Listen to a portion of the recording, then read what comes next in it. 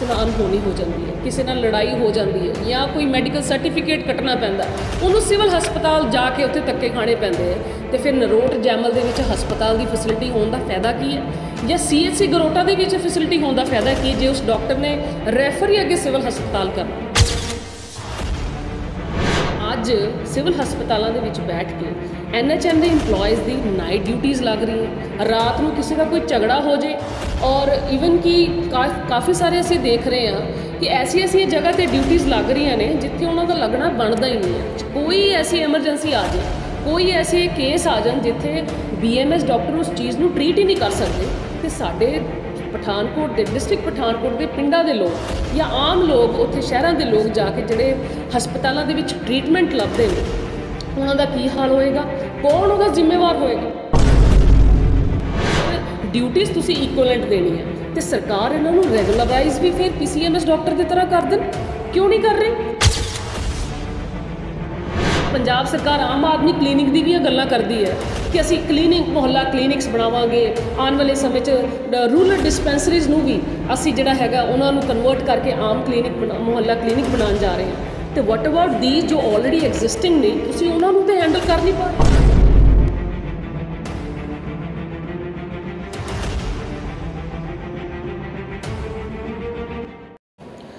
सब तो पहले पठानकोट के सारे मीडिया परसनस का बहुत बहुत धन्यवाद कि तुसी इत्थे बहुत छोटे सदे ते इत्थे पहुँचे हो।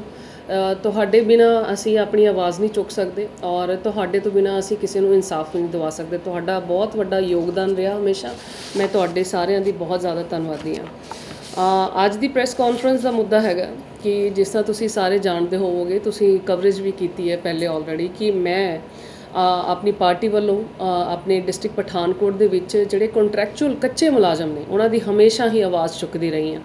चाहे सिविल हस्पताल दे विच सफाई कर्मचारियों की गल की जाए, उन्होंने भी मैं काफ़ी ज़्यादा क्वेश्चन रेज़ किए, उन्होंने मुद्दे रेज़ किए, और ADC साहब नूं कंप्लेंट देने के बावजूद भी हुण तक कोई उहदे ते रिजल्ट नहीं आया, और असी हुण तक उस चीज़ की वेट कर रहे हैं क्यों की वजह नाल उन्हां सफाई कर्मचारियों को कोई रिजल्ट नहीं मिले। और दूसरे पासे मैं अपने इत्थे पठानकोट दे विच जिहड़े एमरजेंसी सर्विसिज प्रोवाइड करते हैं फायर स्टेशन दे, उन्होंने भी कच्चे मुलाजमां दी मैं गल चुक चुकी हाँ, और अपने पार्टी दे पंजाब कांग्रेस पार्टी के प्रधान अमरिंदर सिंह राजा वड़िंग जी नूं भी मैं उन्होंने रिटन दे विच कंप्लेंट चंडीगढ़ च दे के आई सी, जिथे उन्होंने एक गल रखी सी कि बहुत देर तो कच्चे मुलाजम ने और 10 साल तो अपनी ड्यूटियां कर रहे हैं, और इस ड्यूटीज़ के नाल नाल घर भी पाल रहे हैं, बच्चे भी पाल रहे हैं, और उन्होंने बेसिक नसैसिटीज़ उन्होंने 8-10 हज़ार की सैलरी विच पूरियां नहीं हो रही। और अगर किसी को कोई भगवान ना करे कोई प्रॉब्लम आ जाती है, सिक्योरिटी सर्विसिज प्रोवाइड करते एमरजेंसी फायर ब्रिगेड स्टेशन के दौरान, तो उन्होंने सरकार वालों कोई सहूलत नहीं हैगी, जिहदे विच विधान सभा दे विच भी असी ये क्वेश्चन रेज़ किया सीगा। उस टाइम ते जिहड़े मंत्री साहब सीगे उन्होंने कोई खास जवाब नहीं सी दिता इस उपर, और होर नवीं रिक्रूटमेंट करने वास्ते अगे चल पे सीगे, बजाय ये कि पहले जिहड़े कच्चे मुलाजम ने उन्होंने पक्का किया जाए। और इसी तरह के नाल मैं NHM इंपलॉयज़ की भी गल रखी है कल, जिहदे विच मैं पोआ हलका दे CHC गरोटा कम्यूनिटी हैल्थ सेंटर दे विच असीं गए सी, और डॉक्टरां दे नाल मेरी बहुत देर तो गलबात चल रही है NHM दे डॉक्टर्स दे नाल, जिहड़े कि पंजाब दे विच बहुत देर तो सरकारां दे अगे मुद्दा रख रहे हैं कि पिछले कई सालों तो NHM दे इंपलॉयज़ अपनी डॉक्टर दीयां सेवावां निभा रहे हैं, ये भी कच्चे मुलाजम ने, और इन्हां तो इक्वलेंट काम लिया जाता है PCMS डॉक्टर्स की तरह। जिस तरह MBBS डॉक्टर्स काम करते हैं उसी तरह के नाल ये BMS डॉक्टर्स भी अपनियां ड्यूटियां सेवावां निभाते आए हैं। तुसीं भी देखा होएगा करोना काल दे विच भी मोस्टली मेजोरिटी दे विच NHM दे इंपलॉयज़ ने ही ज़्यादा काम किया सीगा पूरे पंजाब दे विच, जिथे उन्होंने अपनी जान की परवाह ना करते हुए घट सैलरियां दे विच बड़ियां माइन्यूट जिहियां उन्हां दियां सैलरीज हैगियां जिहदे विच उन्हां दे घर दे खर्चे पूरे नहीं हुंदे। चाहे असी आशा वर्कर्स की गल करिए, होर जिहड़ा स्टाफ हैगा NHM दे अंडर जो एडमिनिस्ट्रेशन हैंडल कर रहे उन्हां दी गल करिए, उन्हां नूं भी कोई बेसिक नसैसिटीज़ उन्हां दियां पूरियां नहीं हो रही, जो सरकार उन्हां नूं पत्ते दे रही है, सैलरीज दे रही है। और मैं इन्हां डॉक्टरां नाल जदों गलबात की, कुछ महीनों तो कुछ चीज़ां इन्नियां सफ़र कर रहे हैं, इनफैक्ट काफ़ी सालों तो कर रहे हैं, पहले भी मैं NHM ਇੰਪਲੋਇਜ਼ ਦੇ ਨਾਲ ਧਰਨਾ ਲਗਾ ਚੁੱਕੀ ਹਾਂ ਸਿਵਲ ਹਸਪਤਾਲ ਦੇ ਅੰਦਰ, ਜਿਸ ਵੇਲੇ ਉਹਨਾਂ ਨੇ ਉਦੋਂ ਵੀ ਸਰਕਾਰ ਦੇ ਅੱਗੇ ਮੰਗ ਰੱਖੀ ਸੀ ਕਿ ਉਹਨਾਂ ਨੂੰ ਜਲਦ ਤੋਂ ਜਲਦ ਰੈਗੂਲਰਾਈਜ਼ ਕੀਤਾ ਜਾਵੇ।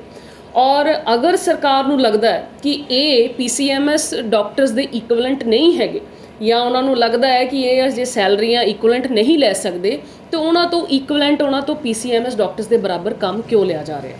ਇਸੇ ਤਰ੍ਹਾਂ ਦੇ ਨਾਲ ਮੈਂ CHC ਗਰੋਟਾ ਪਹੁੰਚੀ, ਜਿੱਥੇ ਮੈਨੂੰ ਪਤਾ ਚੱਲਿਆ ਸੀ कि ਐਮਰਜੈਂਸੀ ਜਿਹੜੀਆਂ ਡਿਊਟੀਜ਼ ਲਗਾਈਆਂ ਜਾ ਰਹੀਆਂ, ਜਿਹਦੇ ਵਿੱਚ ਐਲੋਪੈਥੀ ਡਾਕਟਰ MBBS ਡਾਕਟਰਸ ਦਾ ਹੋਣਾ ਬਹੁਤ ਜ਼ਿਆਦਾ ਜ਼ਰੂਰੀ ਹੈ। ਔਰ ਉਸ ਮੌਕੇ 'ਤੇ ਜਦੋਂ ਮੈਂ ਪਹੁੰਚੀ ਉਸ ਹਸਪੀਟਲ ਦੇ ਵਿੱਚ, ਤਾਂ ਦੇਖਣ ਨੂੰ ਕੀ ਮਿਲਿਆ ਕਿ ਉੱਥੇ ਐਮਰਜੈਂਸੀ ਦਾ ਕੋਈ ਡਾਕਟਰ ਹੀ ਅਵੇਲੇਬਲ ਨਹੀਂ ਹੈਗਾ।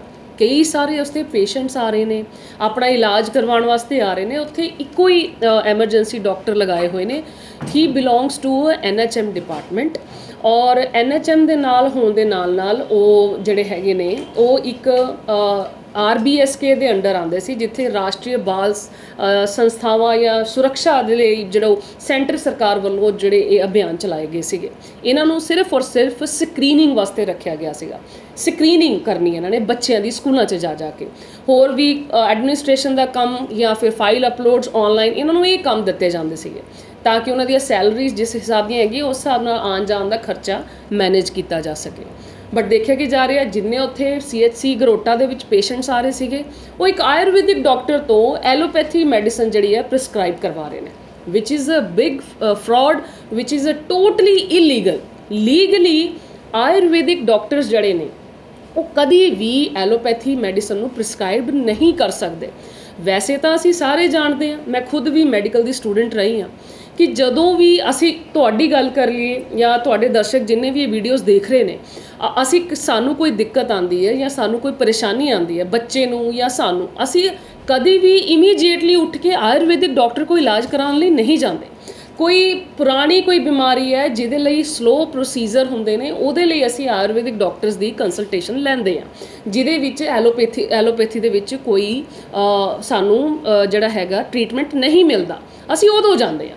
ਤੇ ਅੱਜ ਸਿਵਲ ਹਸਪਤਾਲਾਂ ਦੇ ਵਿੱਚ ਬੈਠ ਕੇ NHM ਦੇ ਇੰਪਲੋਇਜ਼ ਦੀ ਨਾਈਟ ਡਿਊਟੀਜ਼ ਲੱਗ ਰਹੀਆਂ। ਰਾਤ ਨੂੰ ਕਿਸੇ ਦਾ ਕੋਈ ਝਗੜਾ ਹੋ ਜੇ, ਔਰ ਈਵਨ ਕਿ ਕਾਫੀ ਸਾਰੇ ਅਸੀਂ ਦੇਖ ਰਹੇ ਹਾਂ ਕਿ ਐਸੀ ਜਗ੍ਹਾ 'ਤੇ ਡਿਊਟੀਜ਼ ਲੱਗ ਰਹੀਆਂ ਨੇ ਜਿੱਥੇ ਉਹਨਾਂ ਦਾ ਲੱਗਣਾ ਬਣਦਾ ਹੀ ਨਹੀਂ ਹੈ। ਕੋਈ ਐਸੀ ਐਮਰਜੈਂਸੀ ਆ ਜੇ, ਕੋਈ ਐਸੇ ਕੇਸ ਆ ਜਾਣ ਜਿੱਥੇ BMS ਡਾਕਟਰ ਉਸ ਚੀਜ਼ ਨੂੰ ਟਰੀਟ ਹੀ ਨਹੀਂ ਕਰ ਸਕਦੇ, ਤੇ ਸਾਡੇ ਪਠਾਨਕੋਟ ਦੇ ਡਿਸਟ੍ਰਿਕਟ ਪਠਾਨਕੋਟ ਦੇ ਪਿੰਡਾਂ ਦੇ ਲੋਕ ਜਾਂ ਆਮ ਲੋਕ, ਉੱਥੇ ਸ਼ਹਿਰਾਂ ਦੇ ਲੋਕ ਜਾ ਕੇ ਜਿਹੜੇ ਹਸਪਤਾਲਾਂ ਦੇ ਵਿੱਚ ਟਰੀਟਮੈਂਟ ਲੱਭਦੇ ਨੇ, ਉਹਨਾਂ ਦਾ ਕੀ ਹਾਲ ਹੋਏਗਾ? ਕੌਣ ਉਹਦਾ ਜ਼ਿੰਮੇਵਾਰ ਹੋਏਗਾ? ਕਿ ਅਗਰ ਡਿਊਟੀਜ਼ ਤੁਸੀਂ ਇਕੁਅਲੈਂਟ ਦੇਣੀ ਹੈ ਤੇ ਸਰਕਾਰ ਇਹਨਾਂ ਨੂੰ ਰੈਗੂਲਰਾਈਜ਼ ਵੀ ਫਿਰ PCMS ਡਾਕਟਰ ਦੀ ਤਰ੍ਹਾਂ ਕਰ ਦੇਣ, ਕਿਉਂ ਨਹੀਂ ਕਰ ਰਹੇ? ਅਗਰ ਤੁਹਾਨੂੰ ਲੱਗਦਾ ਹੈ ਕਿ BMS ਡਾਕਟਰ PCMS ਡਾਕਟਰ ਦੇ ਬਰਾਬਰ ਐਲੋਪੈਥੀ ਪ੍ਰਿਸਕ੍ਰਾਈਬ ਕਰ ਸਕਦਾ ਹੈ, ਤੇ ਫਿਰ ਸਰਕਾਰ ਇਹਨਾਂ ਸਾਰੇ NHM ਇੰਪਲੋਇਜ਼ ਨੂੰ ਰੈਗੂਲਰਾਈਜ਼ ਕਰੇ, ਉਸੇ ਇਕੁਅਲੈਂਟ ਦਾ ਦਰਜਾ ਦੇਵੇ ਜੋ PCMS ਡਾਕਟਰ ਲੈ ਰਹੇ ਨੇ। ਔਰ ਮੈਂ ਤੁਹਾਡੇ ਅੱਗੇ ਗੱਲ ਰੱਖਾਂਗੀ, ਇੱਕ ਲੈਟਰ ਹੈਗੀ ਹੈ ਜਿਹੜੀ ਕਿ ਤੁਸੀਂ ਆਪਣੇ ਲਗਾ ਸਕਦੇ ਹੋ। 2/6/2023 ਨੂੰ ਇੱਕ ਚਿੱਠੀ ਕੱਢੀ ਜਾਂਦੀ ਹੈ SMO ਦੁਆਰਾ ਆਪਣੇ ਡਿਸਟ੍ਰਿਕਟ ਪਠਾਨਕੋਟ, ਜਿਹਦੇ ਵਿੱਚ ਸਿਵਲ ਸਰਜਨ ਦੇ ਵੀ ਇਹਦੇ ਵਿੱਚ ਅਸਾਈਨਸ ਹੁੰਦੇ ਨੇ, ਵਰਬਲੀ ਦਿਸ਼ਾ ਨਿਰਦੇਸ਼ ਦਿੱਤੇ ਜਾਂਦੇ ਨੇ ਕਿ ਜਿੰਨੇ ਵੀ ਆਪਣੇ NHM ਦੇ ਡਾਕਟਰਸ ਨੇ, ਆਯੁਰਵੈਦਿਕ ਡਾਕਟਰਸ ਨੇ, ਇਹਨਾਂ ਦੀਆਂ ਡਿਊਟੀਆਂ ਤੈਨਾਤ ਕੀਤੀਆਂ ਜਾਣ। ਮੈਂ ਸਭ ਤੋਂ ਪਹਿਲੇ ਤੁਹਾਨੂੰ ਨਰੋਡ ਜੈਮਲ ਦੀ ਦੱਸਾਂਗੀ। ਇਹ ਨਰੋਡ ਜੈਮਲ ਦੀ ਲਿਸਟ ਹੈਗੀ ਹੈ, ਜਿਹਦੇ ਵਿੱਚ CHO ਸਟਾਫ ਔਰ ਆਯੁਰਵੈਦਿਕ ਡਾਕਟਰਸ ਦੀ ਨਾਈਟ ਡਿਊਟੀਜ਼ ਲਗਾਈਆਂ ਗਈਆਂ ਨੇ, ਸਪੈਸ਼ਲੀ ਨਾਈਟ ਡਿਊਟੀਜ਼। ਅਗਰ ਰਾਤ ਨੂੰ ਕਿਸੇ ਨਾਲ ਅਣਹੋਣੀ ਹੋ ਜਾਂਦੀ ਹੈ, ਕਿਸੇ ਨਾਲ ਲੜਾਈ ਹੋ ਜਾਂਦੀ ਹੈ, ਜਾਂ ਕੋਈ ਮੈਡੀਕਲ ਸਰਟੀਫਿਕੇਟ ਕੱਟਣਾ ਪੈਂਦਾ, ਉਹਨੂੰ ਸਿਵਲ ਹਸਪਤਾਲ ਜਾ ਕੇ ਉੱਥੇ ਧੱਕੇ ਖਾਣੇ ਪੈਂਦੇ ਆ, ਤੇ ਫਿਰ ਨਰੋਟ ਜੈਮਲ ਦੇ ਵਿੱਚ ਹਸਪਤਾਲ ਦੀ ਫੈਸਿਲਿਟੀ ਹੋਣ ਦਾ ਫਾਇਦਾ ਕੀ ਹੈ? ਜਾਂ CHC ਗਰੋਟਾ ਦੇ ਵਿੱਚ ਫੈਸਿਲਿਟੀ ਹੋਣ ਦਾ ਫਾਇਦਾ ਕੀ ਜੇ ਉਸ ਡਾਕਟਰ ਨੇ ਰੈਫਰ ਹੀ ਅੱਗੇ ਸਿਵਲ ਹਸਪਤਾਲ ਕਰਨਾ? ਤੇ ਜਿਹੜੇ ਐਮਰਜੈਂਸੀ ਡਾਕਟਰ ਜਿਹੜੇ ਹੋਣੇ ਚਾਹੀਦੇ ਨੇ ਤੈਨਾਤ, ਅੱਜ ਉਹ ਇੰਨੀਆਂ ਸੈਲਰੀਆਂ 1.5 ਲੱਖ ਰੁਪਏ ਦੇ ਕਰੀਬ ਸੈਲਰੀਆਂ ਲੈ ਕੇ ਅੱਜ ਉਹ ਘਰ 'ਚ ਬੈਠੇ ਨੇ। ਔਰ ਡਿਪਾਰਟਮੈਂਟ ਕੀ ਕਹਿੰਦਾ ਹੈ? ਉਹਨਾਂ ਨੂੰ ਰਿਲੈਕਸੇਸ਼ਨ ਦਿੰਦਾ, ਚਾਹੇ ਕਿਸੇ ਨੇ ਅੱਗੇ ਕੋਈ ਡਿਗਰੀ ਕਰਨੀ ਹੈ, MD ਦੀ ਕਰਨੀ ਹੈ, ਜਾਂ ਹੋਰ ਕੋਈ ਸਪੈਸ਼ਲਿਸਟ ਕਰਨ ਲਈ ਜਾਣਾ, ਤੇ ਆਪਣੀਆਂ ਸਰਕਾਰ ਦੀਆਂ ਤਨਖਾਹਾਂ ਵੀ ਲਈ ਜਾਂਦੇ ਨੇ, ਔਰ ਉਸ ਤੋਂ ਬਾਅਦ ਆਪਣੀਆਂ ਡਿਗਰੀਆਂ ਕਰਨ ਵਾਸਤੇ ਬਾਹਰ ਚਲੇ ਜਾਂਦੇ ਨੇ, ਔਰ NHM ਦੇ ਡਾਕਟਰਸ ਨੂੰ ਉਹਨਾਂ ਦੀ ਜਗ੍ਹਾ ਤੈਨਾਤ ਕੀਤਾ ਜਾਂਦਾ। ਤੇ ਹੂ will be responsible for that? ਇਹ NHM ਦੇ ਇੰਪਲੋਇਜ਼ ਨੇ, ਜਿਹਦੇ ਵਿੱਚ ਡਾਕਟਰ ਹੁਸ਼ਿਆਰ, ਡਾਕਟਰ ਆਕਾਸ਼, ਡਾਕਟਰ ਰਾਹੁਲ ਔਰ ਇਸ ਡਾਕਟਰ ਸਾਹਿਲ, ਇਹ ਸਾਰੇ ਦੇ ਸਾਰੇ ਇਹਨਾਂ ਨੂੰ ਰਾਤ ਨੂੰ ਉੱਥੇ ਤੈਨਾਤ ਕੀਤਾ ਜਾਂਦਾ। ਮਤਲਬ ਕਿ ਪ੍ਰਸ਼ਾਸਨ ਚਾਹੁੰਦਾ ਹੈ ਕਿ ਜਿਹੜੇ ਕੰਟਰੈਕਚੁਅਲ 'ਚ ਨੇ ਜਿਹੜੇ ਬੜੀ ਹੀ ਘੱਟ ਸੈਲਰੀ ਦੇ ਵਿੱਚ ਆਪਣਾ ਘਰ ਦਾ ਗੁਜ਼ਾਰਾ ਕਰ ਰਹੇ ਨੇ ਉਹ ਰਾਤ ਨੂੰ ਧੱਕੇ ਖਾਣ ਉੱਥੇ।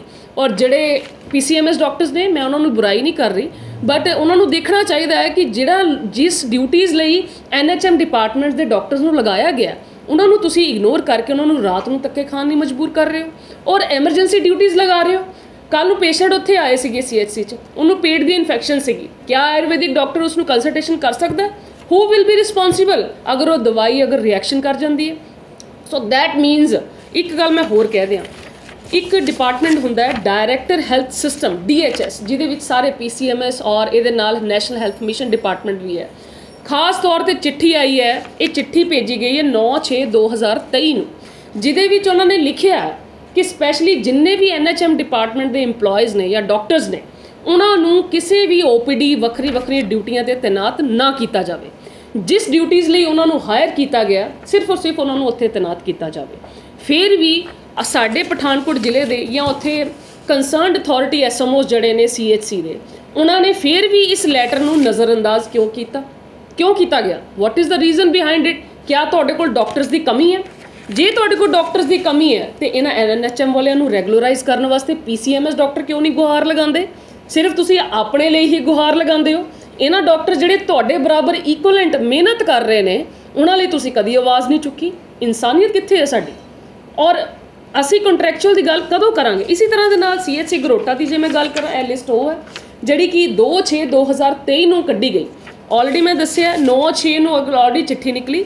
ਇਸ ਤੋਂ ਪਹਿਲੇ ਹੀ 29 ਤਰੀਕ ਤੱਕ ਇਹ ਸਾਰੀਆਂ ਦੀ ਸਾਰੀਆਂ ਜਿਹੜੇ NHM ਦੇ EMPLOYEES ਡਾਕਟਰ ਸੀਗੇ, ਆਯੁਰਵੈਦਿਕ ਡਾਕਟਰਸ, ਉਹਨਾਂ ਦੀਆਂ ਡਿਊਟੀਆਂ ਲਗਾ ਦਿੱਤੀਆਂ ਗਈਆਂ। ਕੱਲ੍ਹ 29 ਤਰੀਕ ਸੀ ਤੇ ਕੱਲ੍ਹ ਡਾਕਟਰ ਪ੍ਰੀਕਸ਼ਿਤ ਜਿਹੜੇ ਕਿ ਆਯੁਰਵੈਦਿਕ ਮੈਡੀਕਲ ਆਫਿਸਰ ਨੇ ਇਹ ਉੱਥੇ ਬੈਠੇ ਹੋਏ ਸੀ। ਹੁਣ ਇਹ ਮੁੱਕਰ ਨਹੀਂ ਸਕਦੇ ਕਿ ਅਸੀਂ ਡਿਊਟੀਆਂ ਨਹੀਂ ਲਗਾਈਆਂ, ਸਾਡੇ ਕੋਲ ਕੋਈ ਐਮਰਜੈਂਸੀ ਡਾਕਟਰ ਅਵੇਲੇਬਲ ਨਹੀਂ ਸੀ PCMS, ਅਸੀਂ ਤਾਂ ਨਹੀਂ ਲਗਾਈਆਂ। ਕਿਉਂ SMO ਸਾਹਿਬ ਨੇ ਇੱਥੇ ਇੰਨਾ ਵੱਡਾ ਰਿਸਕ ਲਿਆ? ਕਿਉਂ ਸਿਵਲ ਸਰਜਨ ਨੇ ਇਸ ਬਾਰੇ ਸੋਚਿਆ ਨਹੀਂ?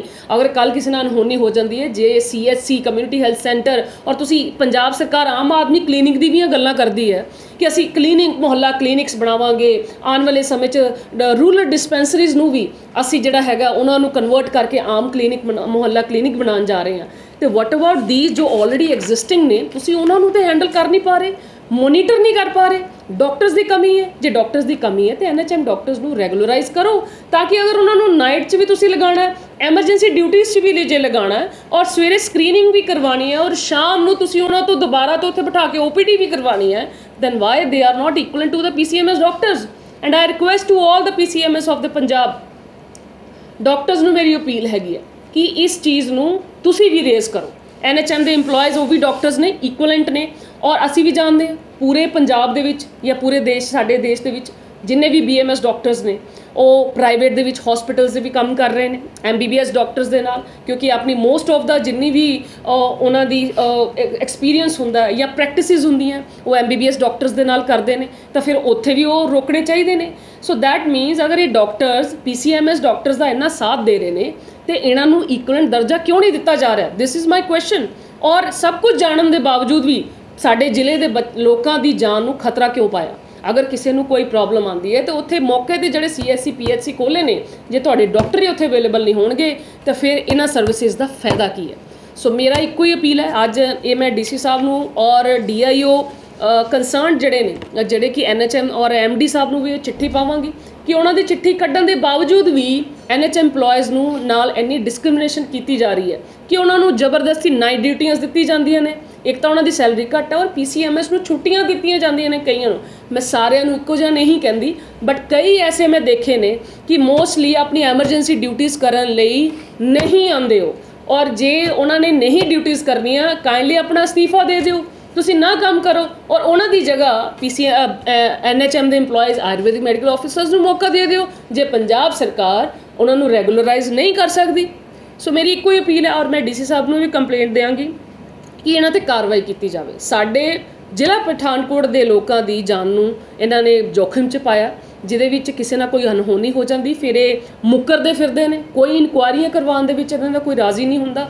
ਸੋ ਆਈ ਅਪੀਲ ਕਿ ਇਹ ਜਲਦ ਤੋਂ ਜਲਦ ਇਹਨਾਂ 'ਤੇ ਐਕਸ਼ਨ ਲਿਆ ਜਾਵੇ ਔਰ ਇਹਨਾਂ ਨੂੰ ਕਿਉਂ ਅਪੋਇੰਟ ਕੀਤਾ ਗਿਆ ਔਰ ਜੇ ਅਪੋਇੰਟ ਕੀਤਾ ਗਿਆ, ਜੇ ਤੁਹਾਨੂੰ ਲੱਗਦਾ ਕਿ ਇਕੁਅਲੈਂਟ ਇੱਕ PCMS ਡਾਕਟਰਸ ਦੇ ਬਰਾਬਰ ਕੰਮ ਕਰ ਸਕਦੇ ਤੇ ਇਹਨਾਂ ਨੂੰ ਵੀ ਰੈਗੂਲਰਾਈਜ਼ ਕੀਤਾ ਜਾਵੇ। ਬਹੁਤ ਬਹੁਤ ਧੰਨਵਾਦ।